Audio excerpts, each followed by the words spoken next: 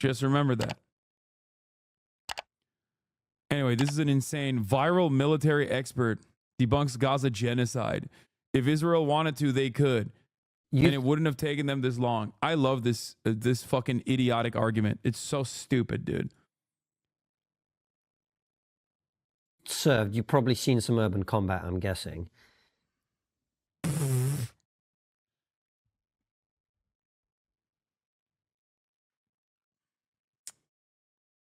People like us who've never been in that situation, I hear, you know, I have my own views on it and having sort of read and listened and whatever, but ultimately I've never been there.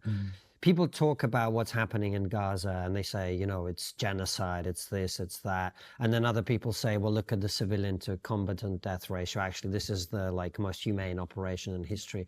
Like, what do you make of all of that? I think the people that are calling it genocide are either being intentionally dishonest or don't know what the word genocide means. Yeah. Special rapporteur for the occupied Palestinian territories, numerous international human rights lawyers, every single fucking international human rights organization. All of those guys are fucking stupid. Me, on the other hand, my dumb fucking hog ass knows what is up, okay? Let me tell you something. I know a thing or two about genocide, okay? I genocided some potatoes on my way over here earlier. I think that's very intentional on their behalf. When it comes to civilian casualties, there's a lot of people that like to do what I call Excel spreadsheet fighting. And what they do is they look at the Excel spreadsheet with Israeli military capability and Hamas military capability and say, why do they need to do all of this? Like, look how much more powerful they are. The reason why asymmetric warfare exists is when you have a weaker force that is attempting to utilize the strengths of the stronger force against them. So they're putting themselves in the best advantage possible. So I did a video on this. It's very simple. Israel does not need to drop a nuke on Gaza. The nuclear fallout would be devastating for Israel. Israel hasn't dropped one nuke on Gaza. It's dropped 5 nuke equivalents of munitions on Gaza already. It has virtually destroyed every aspect of Gaza, okay? Completely. Israel also can't, you know, immediately go in and kill hundreds of thousands of people in one fell swoop, because Israel can't continue doing that without American support. And if they were to do that, then the rest of the world and its pressure campaign would be insurmountable. It would be far too much for America to continue its song and dance to make it seem as though Israel is actually doing its very best. Okay?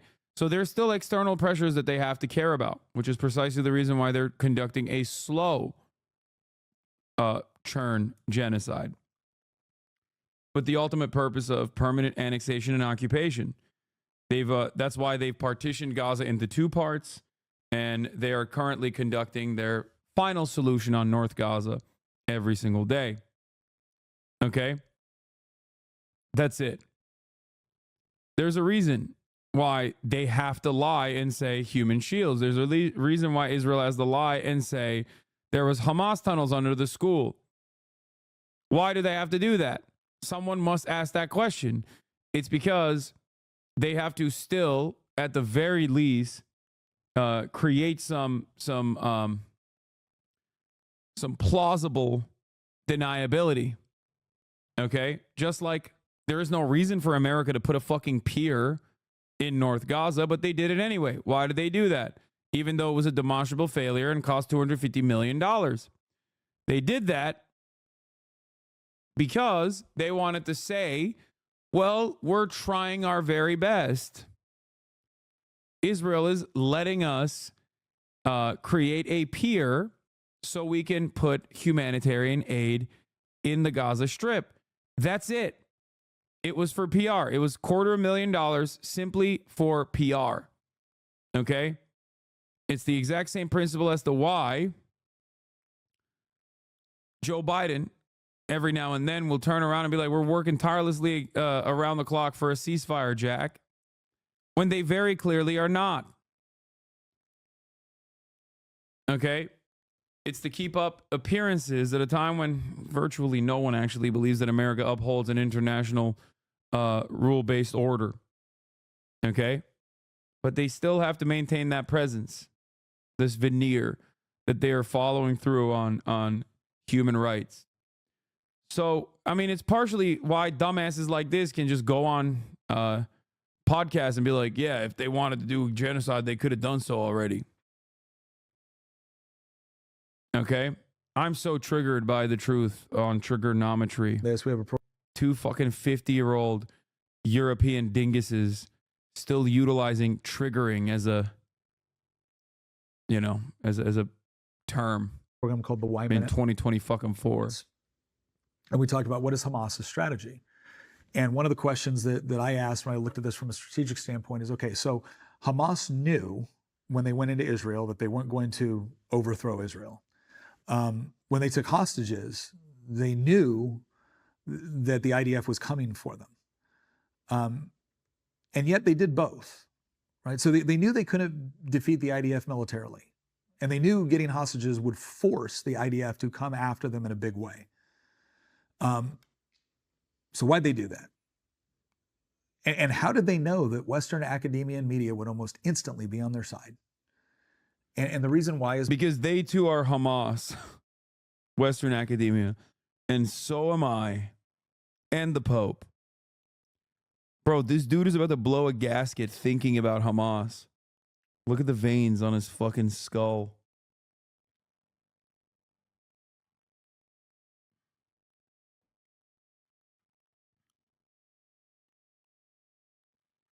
He was on Sean Evans' podcast. He thinks 9-month abortions are real.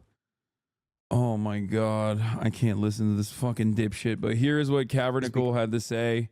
Saying that a genocide isn't a genocide unless it's done as quick as possible is fucking insane. You want to start applying this to the Holocaust too? If Germany wanted to, they could have killed all undesirables quicker, right? Does that make a difference?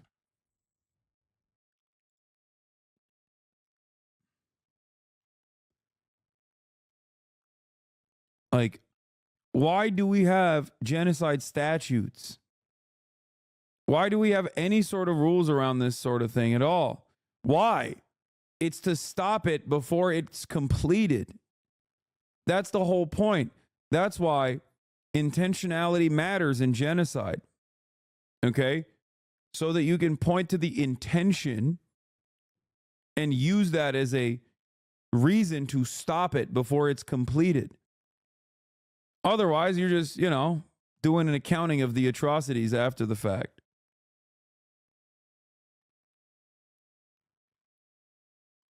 Lots of stories today, even from mainstream voices in Israel, about the idea of a permanent military rule in the north. The cabinet discussed two plans today: the pipe dream private logistics company plan proposed by Ron Darmer, and a plan for the IDF to take full control over distribution of aid. Seems like we're heading right towards permanent military law and settlement, especially with the incoming administration in Washington. Yes. That is precisely what they're pushing towards. But Trump being the leader of that doesn't change the dynamic at all. Joe Biden obviously set the stage for this to happen, just like Donald Trump set the stage for October 7 to happen before Joe Biden, and Joe Biden didn't do a damn thing about it.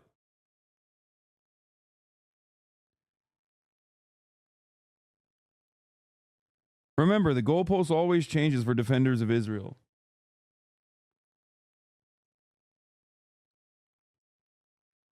At first,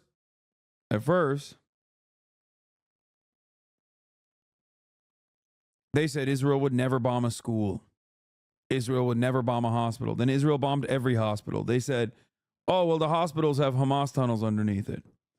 Then there were no Hamas tunnels underneath it, and they moved on to the next thing. That's it.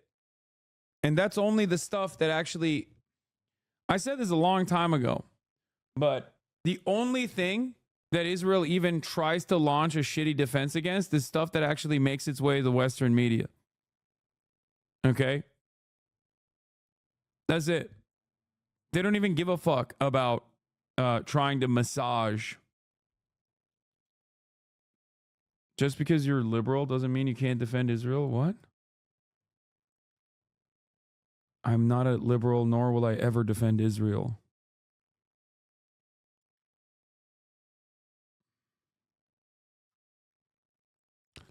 The Israeli government is now saying clearly to the Israeli press that its policy is permanent reoccupation of the Gaza Strip. It is doing so before Trump assumes office to take the option of retreat off the table. The region to the north of Netzarim is set for settlements. Yeah, they're already building roads directly into the former Israeli settlements in the area. I mixed up Sean Evans and Sean Ryan. Yeah, that would have been weird if that fucking grunt force dipshit was on Sean Evans and Hot Ones.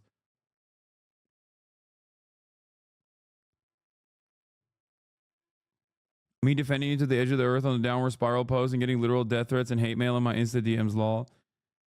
What is the downward spiral post? Anyway, I want to watch these fucking hogs. And I also have heard, I also saw something here that I want to briefly point to. Destiny's ex-wife Melina is back on Twitch, and apparently she says that Destiny did have an affair with